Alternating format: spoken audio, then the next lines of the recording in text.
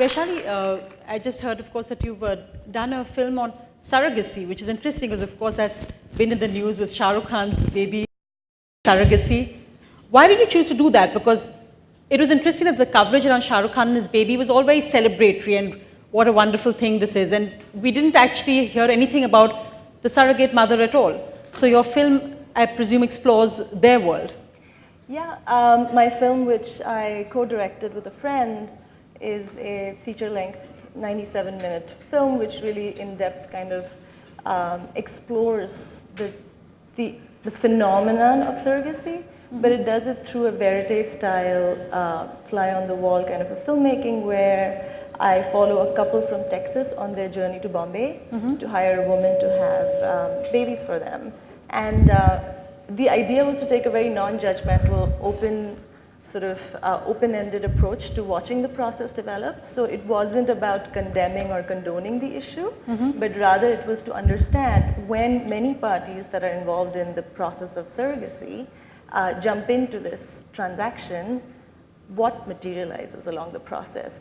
Because everyone is so desperate for the outcome, are we thinking ahead? And as we see in the film, pregnancy can be dangerous. Transnational surrogacy has regulations like immigration, etc. So it's a very fraught area, but at the same time, you're absolutely right. I think the media attention tends to be, and especially, it tends to be a lot on couples and commissioning parents, on celebrity couples, on Sarah Jessica Parker in the USA or here. But I think more and more, I hope people can keep in focus the central voice as the surrogate voice, because I think when push comes to shove, she's the one who's not going to be able to really find a platform to ask for her rights. So. Right, that's very interesting. And actually, what was interesting when I was reading what everyone hears the range of subjects that you all have actually covered. And Mahima, perhaps you could talk, because your work is also focused a lot on spirituality. Which is again interesting, because that's an area which is so relevant to our lives in India especially, but very, very few films are actually made on that. Yeah. I started this about 10 years back because I dabbled with many, many subjects and did a whole lot of mainstream work. But then I realized along the way that this was not something which was satisfying my soul. And I really needed to get to something by which I could connect with my inner self. So then of course, once I started the journey, the doors kept opening. So it's like you taking the initiative and then let the universe take the call for you. So that happened with me. And once that happened, there was no stopping. There was just no turning back. And I have felt along the way that every project I touch upon, dealing with spirituality, I understand myself better. And when I understand myself better, I'm able to translate that in reaching out to a wider audience. And I remember since I started about 10 years back, I had absolutely no takers. There were no takers, there was nobody who was interested in listening to me even. And I was jobless for a long time. But then along the way, I realized that the world was opening up, people were opening up, they wanted to know more.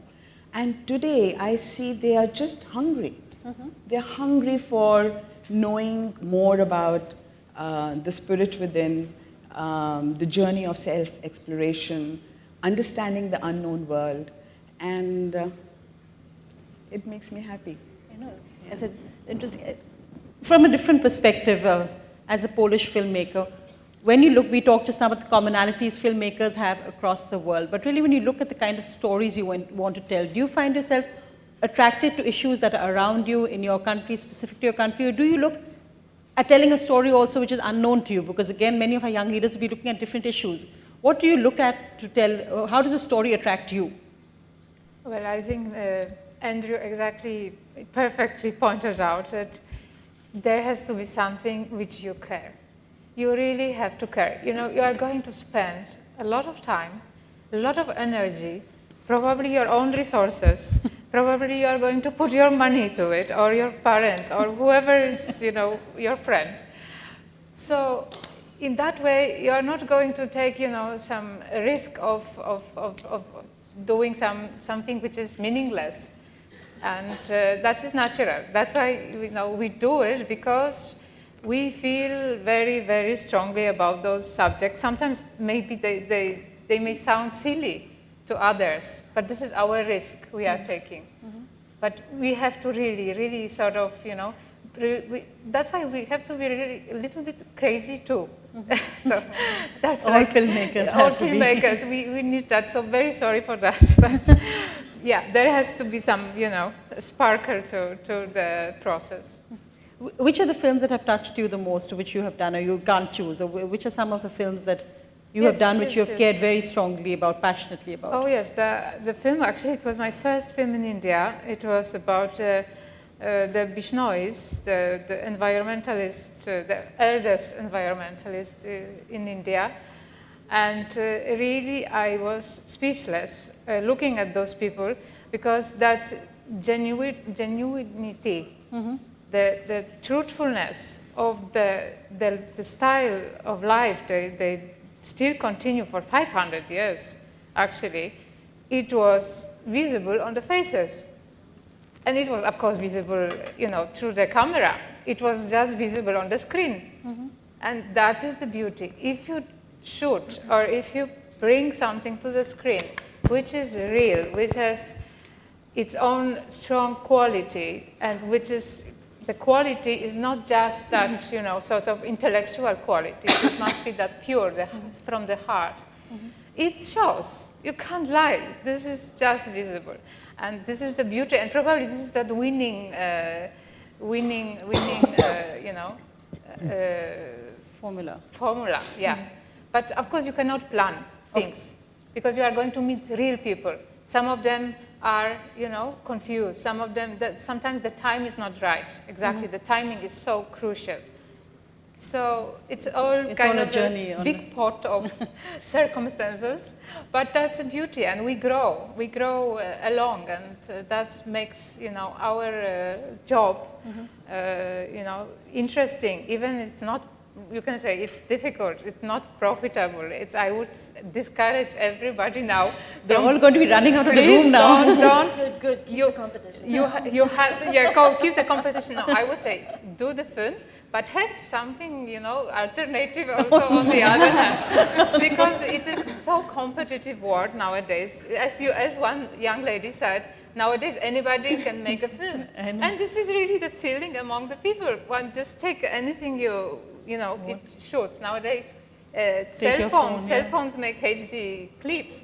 So, well, the competition is just really tough, and it's good to have two. I mean, two good, sort of area of interest, profession, skills. Yeah. But the difference between profession and passion is also key. But Viveka, because you're not much older than all these young leaders out here, so I think they would really look forward to hear what drew you to it, because it is difficult, and especially a world of documentary filmmaking, it's not big bucks, it's not glamour. What drew you to it?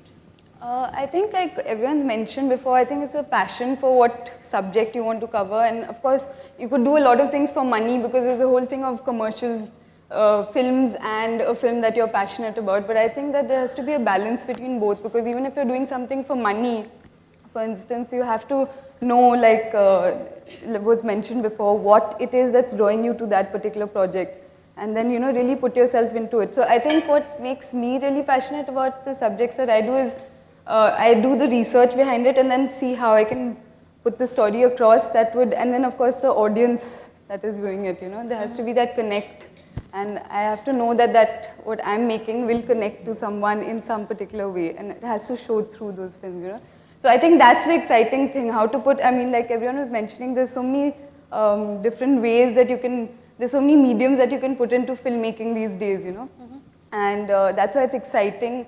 It's a new medium, and I think that's what draws me to it, and yeah. Vishali, looking at film really as advocacy as well, as a cause someone believes in and they want to advocate that cause. Your style is very different, at least what you talked about in the film you did on surrogacy, but what would you tell the young filmmakers here who will be doing perhaps something like that, who, as Shiv said, that you want people to put their money behind it? How do you do that? And do you have to compromise on passion? Do you have to just look at it in a different way? How do you do that?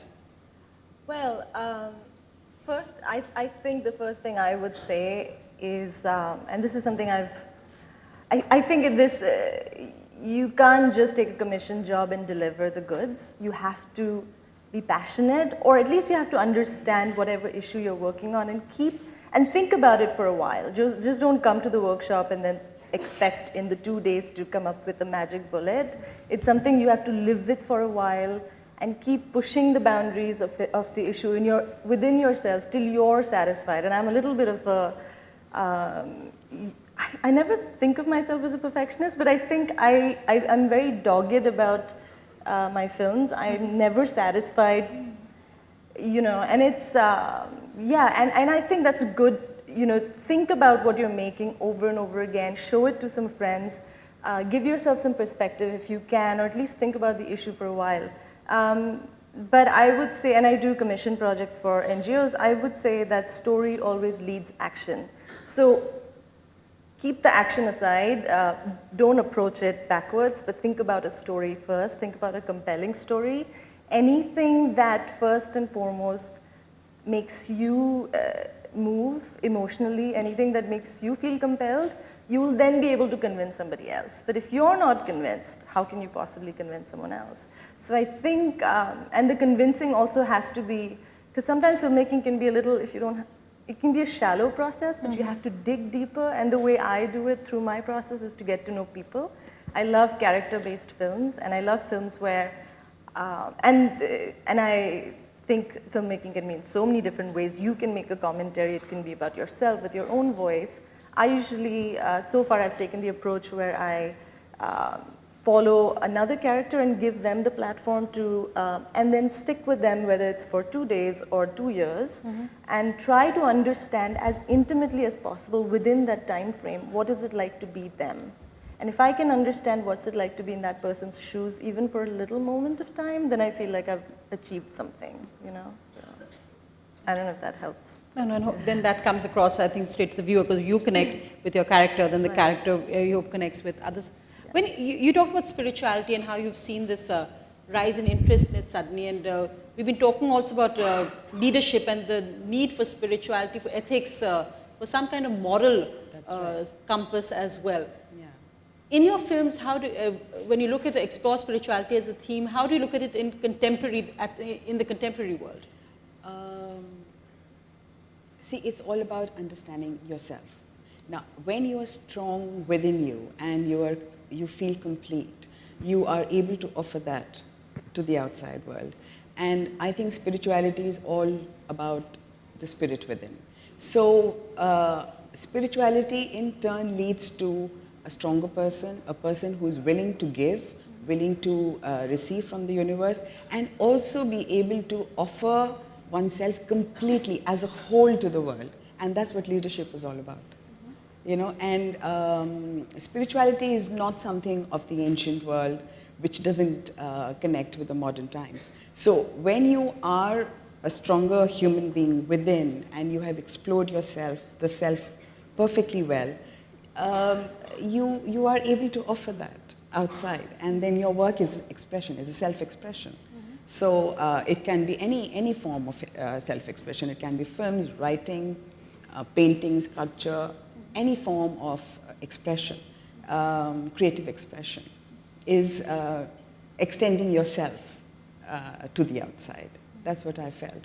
And one of my recent examples is the film which I just completed on a woman who came from UK about 40 years back.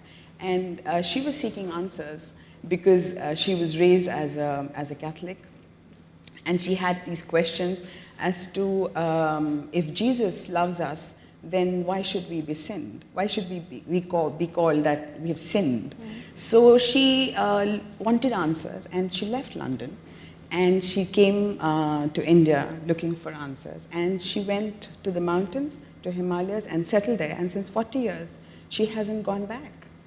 And now she's found her answers, she's a stronger person, and now she's working towards terminally ill cancer patients, and she's giving free medical treatment to people in the mountains.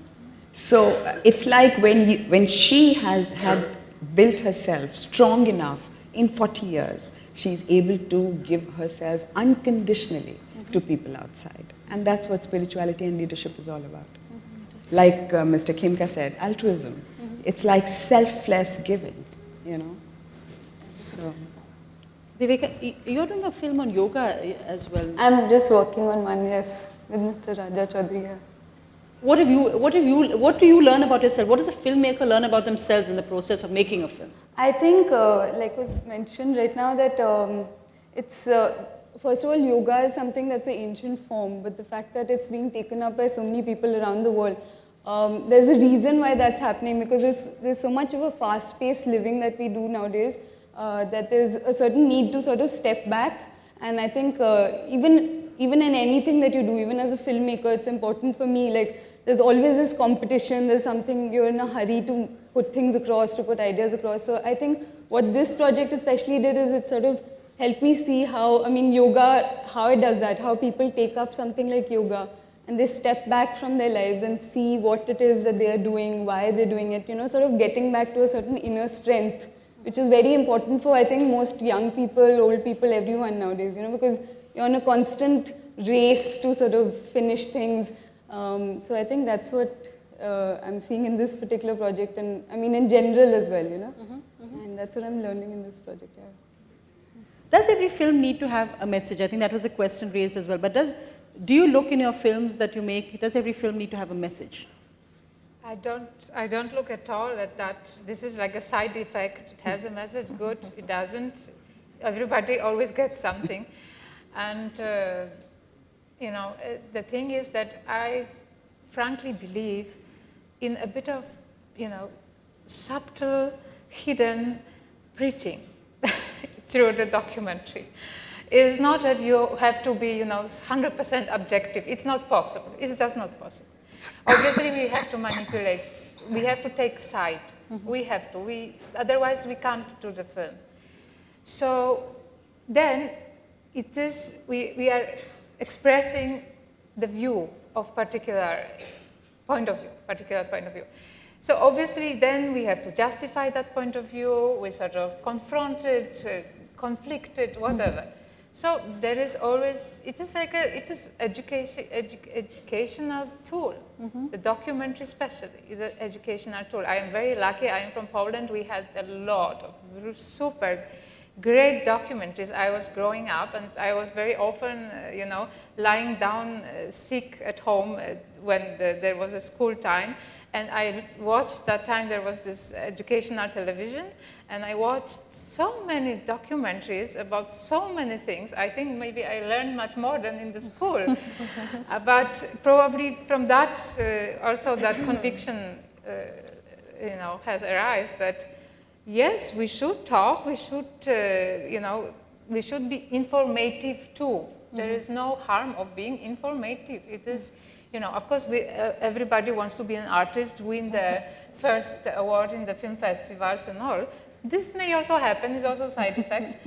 But the thing is, yeah, you know, the people who, we were exposed to some new subject. This is what all filmmakers have the, you know, opportunity. Every time we are opening new door, new world is, you know, at the front of us. And we are actually, or you can say we are jumping to the deep waters because we are not testing anything, we are immediately inside and then trying to understand what is happening around. And now, this is not opportunity for everybody. So we sort of made it, we braved all this process, we have done it. So now, you know, this is the time to share. This is the time to share what we have learned. So obviously it is educative, and there is nothing wrong about this, I feel. This is my perception. Plus, you know, I will tell you, as per those clips which we are going to collectively make now in these days, you know, the film which I was mentioning, the Bishnois of India, I put a title for this film. It was called Eco Dharma. And whatever, it got somewhere. The film was shown literally in every continent, whatever. It was in the good festival circuit and many things. But after some 5-6 years, I just came online and checked whatever information I put some years back about my own film, And then what I have seen, that this title of the film had created, you know, so many new organizations, some articles, publications, they used my title. I thought, my God, they have used my title, this is not right. But at the same time, the larger picture is, of course, it's great. It means it is catchy. It stayed somewhere. And this is what I think we are going to do. We need at least that one punch.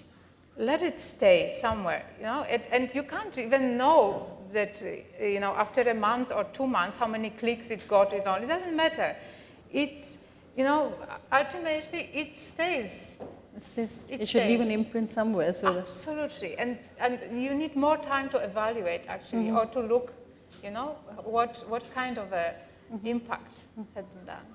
in fact, it's interesting because in a sense, this challenge here goes against documentary films because, you know, it's 4 teams, you've got a set deadline, you've got a set goal laid out there by Shiv.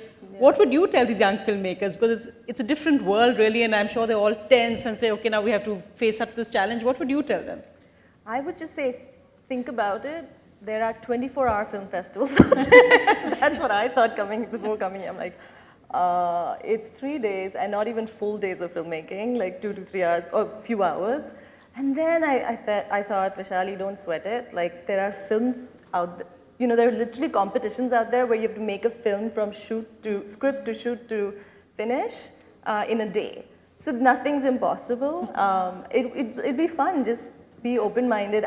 I sensed a lot of the questions were, you know, people were really thinking hard and really kind of getting wired up and, you know, to do this. But that's good. You need nervous energy and you need to put the pressure on yourself to say, I have to finish this. But at the same time, be open-minded and don't come with preconceived ideas.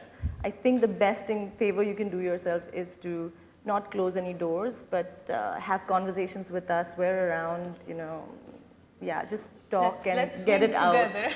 Exactly, and there's so many ways to make a film. Nobody's an expert. I mean, that's what I think. I think it's a constantly growing art form, like the guest before us told us, and that's so true. So we're all in it to give and take. This is a give and take relationship. So I think, you know, it'll be fun. I think it's more important to just enjoy the process. Yeah. It's all about the journey. And I'd like to add that, you know, over the last few years, I think documentaries in India, at a certain point, a lot of my friends even still come up to me and say, documentaries, but that's so boring. You know, there's a certain perception in India that documentaries are boring.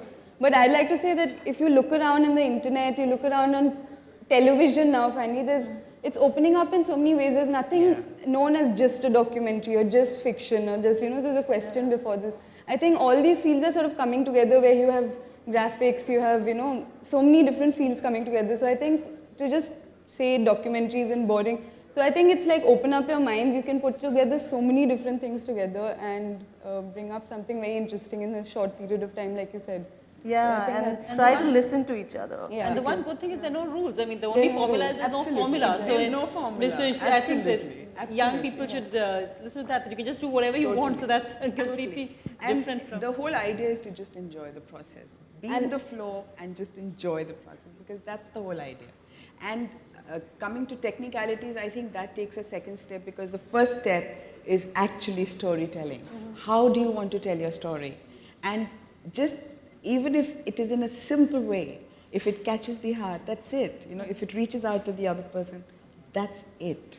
It can be said in one sentence, and it does it. You know, it does the magic.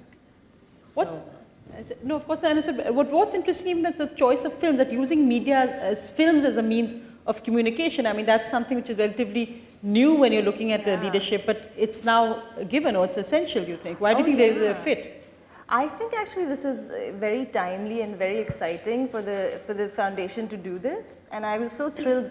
So just 2 months ago, I came out of a workshop in New York with an interview and a story I shot in Delhi with a female taxi driver, Geeta, and people were really excited about it. And there, we're really pushing the borders of transmedia and cross-media technology, digital storytelling. So the idea, and this was a step ahead, what I was asked to do in 5 days was to create an interactive web project. So you have a story, you have the internet, but that's not enough. Now they're asking me to make the audience engage, press a button, do something, and not just to passively consume the media, but to be a part of it. And this is also to push initiatives out there by Mozilla Foundation, many sort of web servers who have, I mean, we can talk more about this in our workshops, but there are many tools available which you don't need to be an expert. You can just, there are set coded tools on the internet that you can use and put in some piece of information and then remix it and add your voice and be really creative with it. And so it's really the sky's the limit, and transmedia is actually very interesting from the perspective of social media storytelling on the internet to push for a cause, because that addresses the short attention span of today's audiences. So how do you tell a story in 2 to 5 minutes and get money raised and get an issue? But I think whatever we're about to do is very exciting because it will hit the nail on the head. And I know you're going to have 3 days, but just a little bit of a sneak preview. So I thought any questions again from the audience? You're going to be interacting with them over the next few days, but maybe you can start here in a quick question and answer session. Go ahead. As directors, what do you think more compelling is your job? Is it to hold a mirror down to the society, or is it your own self-expression, your own story, your own imagination? I mean, I think it's completely depends on what path you choose, but I think either which ways, you're controlling the film and it's your vision. So at the end of the day, it is your voice. It's just how you choose to channel it. I don't know, that's what I would say, but when I make a film, even with my previous film, which I said was, the film sort of showed a range of ideas and range of opinions, opposing some of them, but presenting them in a balanced way, without tilting the film one way or another, without skewing the issue, without leading the audience. The music was also carefully chosen. The issue, it wasn't sensationalized. So just because if one of my characters would make a crack. So anyways, I think it's always your choice. So even when you're trying to strike a balance, that's a choice you're making, and therefore that's your expression. The subject you choose is your expression. The people you choose to finally settle on, the people you think you connect with, that's you. So it's all you. It's how ultimately what form you take. It's your risk, basically. Right. Yeah, and whatever you're comfortable with. I mean, there are filmmakers out there who actually, instead of putting a mirror on the society, turn it around and, imagine a selfie but a video, and over like a long hour and a half form of it, or however long. They turn the camera on themselves and they film themselves and their own journey. And I think that's just as interesting. I mean, somebody I know in the US just recently made a film on single parenthood. She decided to have a child on her own. She's turning 42.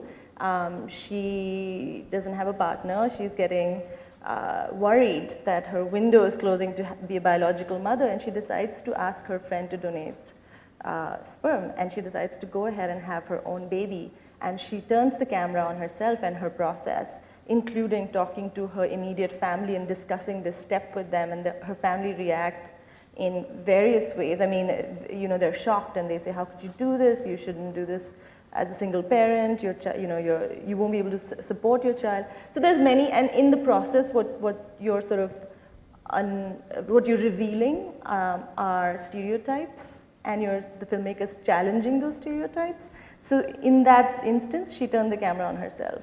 So in my film, I turned the camera on someone else's pregnancy. So you know what I mean? So it doesn't matter. Either which ways, you do have a voice in it. So I think I would like to answer that. I think most of the, good filmmakers or people who perceive them as authors or like authors of a particular style, it's because even if they're showing something in reality, it's because you can make out that there's something from them that's coming out, into that film. So they've made lots of different films, but you can see a certain style or a certain vision of theirs. So even if you say you're making a realistic film about something, there's something from you that's coming out. It's your vision of the world. It's your vision of that reality that's coming out. And I think that's what I find very compelling in a film that I like, even if it's a documentary or a fiction film. I think that's something that's important. Thank you. Hi, I asked this question for a friend of mine who is an aspiring filmmaker. This may or may not be relevant to us, but I just wanted you to talk about some of the challenges you faced as female filmmakers, and what advice you would have for someone who's 22 and is trying to make it in this world as a filmmaker. Go ahead. I said it. I already said it. Have something, some safe bet also. Have a backup. Have a backup, exactly. You know, don't risk too much, because it is a risk. It is a risk. It's tough life. So don't be an independent single woman and all these things. You know, it may really turn against, and in the sense that technology is forcing us to certain things or compromising certain things, and it's changing the climate of how the films are received. I frankly have a problem with this, because I am the person, I like the film language. I really like to use a film language. I believe this is the best in film one can do. It's not the cinema verite when you put the camera and just put the button on and whatever happens, it happens. This is not enough. So I believe in film language, and now, unfortunately, film language is not in vogue so much, Now the verite is in vogue. So put it somewhere near to the happening side, start, switch off, and you have a film. This is what, if you see so many, these dark horses, how you call it, underdogs. No? This is now the current is for underdogs and this kind of thing. How many underdogs we can, keep watching every time?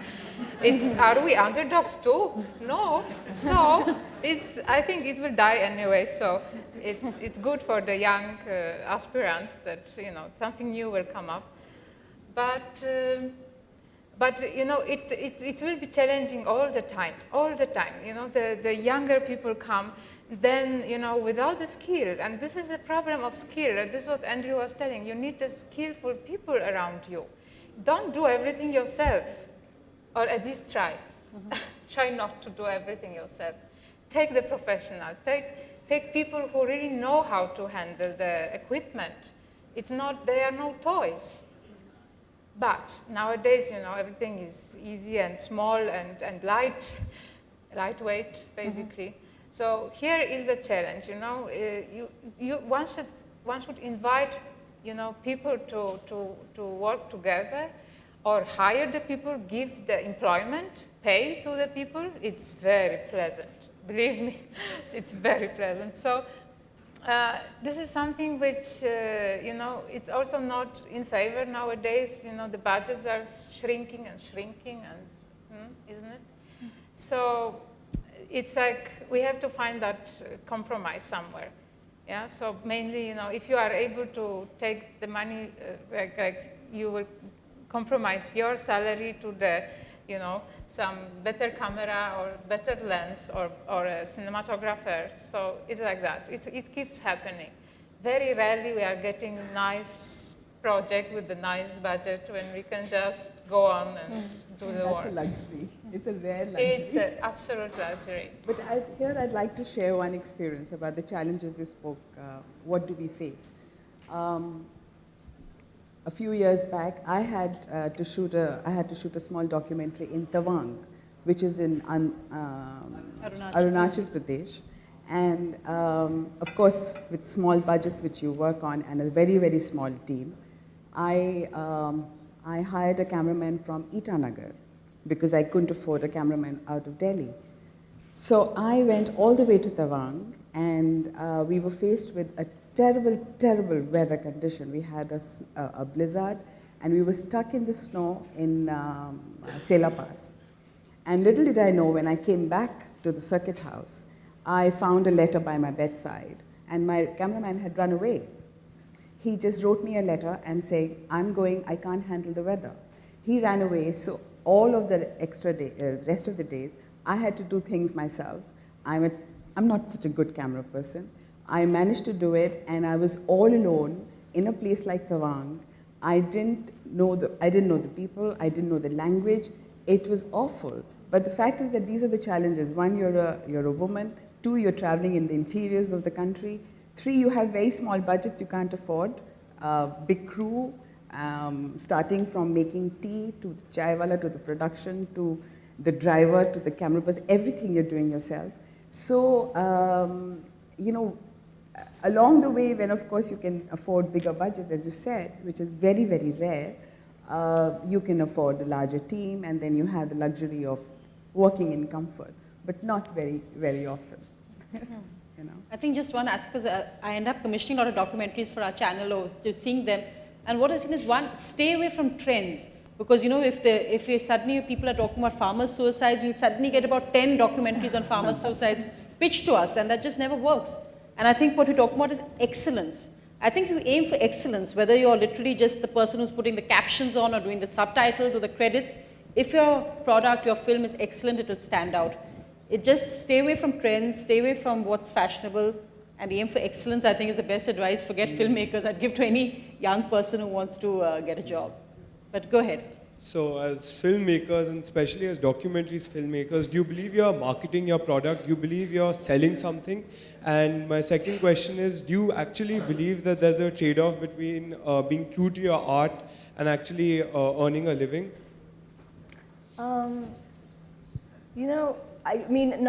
I just want to also answer that and interject. And like just yesterday, I got a paycheck that I get every 6 months from educational sales of my documentary, and it's pretty sweet. I like it. It doesn't pay my monthly rent, but when it arrives, it's nice. So it's not like you cannot make a living out of it. And when I make films, I definitely think about marketing and distribution. In fact, I like applying to grants. I like writing proposals and applying for grants because they push you to think along those directions. They push you to be accountable and answerable to somebody who's trusting you with their money. So I would say that do that as an exercise if you're serious about independent filmmaking. But also I would just say that I know it's harder in India right now for documentary films other than NDTV and certain channels, which thankfully at least they're there and they're showing docs. It's hard, but I think there's, is it IFLA in Goa? Good Pitch is going to be in Mumbai and their deadline is in 2 days. There are many pitching forums that are coming up where you can at least put together a 10-minute trailer and and it doesn't have to be fantabulous. It can be something that strongly puts across your message and start sort of pitching it around at these forums, which also will encourage you to think about marketing and distribution, because these are festivals and forums where people come together and there are panel discussions and they have these conversations around how to think and strategize. And I think that's a longer conversation to be had. So start looking out for those, and if you're serious about filmmaking, make time to network and go out to these outlets and participate and engage. I also had a follow-up question. So do you feel that that a lot of times the art you create that you relate to, other people cannot relate to, and that's why it's very unfair being an artist and yet earning a living? I'm sorry? So do you believe it's very unfair to be an artist and yet to earn a living? Because a lot of times there's art that you can relate to, but not your audience. Your audience cannot relate to that. I don't make things that I feel like someone else wouldn't be able to relate to. I don't make abstract art. I mean, my films are actually very more or less straightforward social issues. So my idea of making films, and there are two schools of thought, and we talked about audiences. Some people don't believe in setting out to make a film with an audience in mind, because it will impact how you think and how you script. And some people do think about that beforehand. I do think about global connections to be drawn within my films, and I always look for universal themes. So even if it's surrogacy, the universal theme is wanting a child or wanting to make a living, or perhaps the question of, can you have the right to choose what you want to do with your own body? So there are some universal themes, even though the issue was localized within India, in the context of India, it resonated with Europeans, with Canadians, with people across the world. I think if you think about the universal themes in your subject and really hit that hard, you should be able to communicate. And I think the challenge is to actually reach out to people who are not, who you think might not be interested, and then see how you can actually bring them into, sort of what your vision is of that particular topic. I think that's something that we all would like to do. I mean, as an artist, as a filmmaker. Like, for instance, I made a film on Bharatnatyam. Now, that's something that, a lot of young people find Bharatnatyam boring, or even Bharatnatyam dancers are getting into new mediums of dance. So I think what I was trying to do is, how do I make it exciting in a way that someone who sees Bharatnatyam will be like, oh, this is something that is interesting even for young people. So that's what I would see as a challenge for me, and it would push me more, that how do I bring in people who do not know about a topic or are not interested, and how do I put something across that would interest people and get them to watch it. Well, you're going to have 3 more days to discuss all this in details, Yeah. but thank you very much for being here, and I think starting this off in a great way. Thank you all very much. Thank you. Thank you.